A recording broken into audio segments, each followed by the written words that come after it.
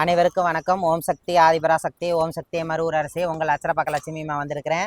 இங்கே ஏன் வந்திருக்கிறேன்னா, கொடுங்காநல்லூர் பகவதி அம்மா கோயிலுக்கு வந்திருக்கிறேன்.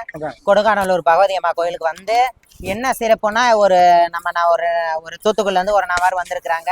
நம்ம சித்திரத்தை நம்மளை தேடி அவங்களுக்கு கொஞ்சம் நிவர்த்தி ஆகுதுக்கோசரம் வந்திருக்கிறோம். அதே மாதிரி இதோட சிறப்பு என்னன்னா, மக்கள் மத்தியில இந்த அம்பிகை வந்து மதுரை எரிச்ச கண்ணகி தெரியுமா? மதுரை எரிச்ச மதுரைனாலே கண்ணகி தான் ஃபேமஸு.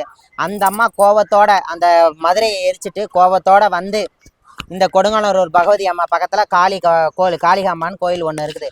பக்கத்துலேயே அவங்க அம்மா அந்த அம்மா கூட ஐக்கியமாகி இங்கே வந்தனாலே கொடுங்காநல்லூர் பகவதி அம்மாவுக்கு பின்னாடியேமும் கண்ணகி டெம்பிள்னு தான் போட்டிருப்பாங்க. கண்ணகி வந்து இருந்த இடம் தான் சொல்லிட்டு இருப்பாங்க.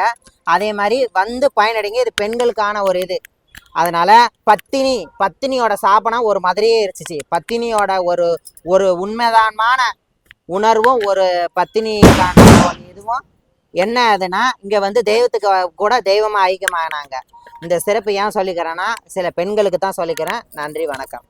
சிவாயனமே. இந்த இடத்துல வந்து பார்த்தீங்கன்னா பெண்கள் தான். இந்த இடத்துல வந்து பெண்கள் தான். எப்படின்னா, அந்த கண்ணகி தாய் இன்னைக்கு பெண்களே வந்து பார்த்தீங்கன்னா யாரும் கண்ணகி தாய் மாதிரி கஷ்டப்பட்டுக்க முடியாது. அதே மாதிரி கண்ணகி தாய் கணவனுக்கு என்ன காரியம் கோபத்தில் மதுரையை அழிச்சிருக்கணும் அப்படின்னா காட்டியும், அந்த அம்மா கடுங்கோவம் வந்து எதுவுமே இல்லாமல் இருக்கும்போது இந்த அம்மா கிட்ட வந்து சரணகதி.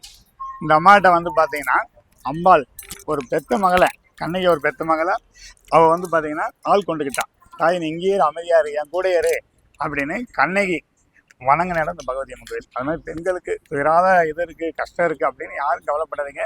பெற்றவங்கள சரணகதி ஆகுங்க. காளியம்பால சரணகதி ஆகுங்க.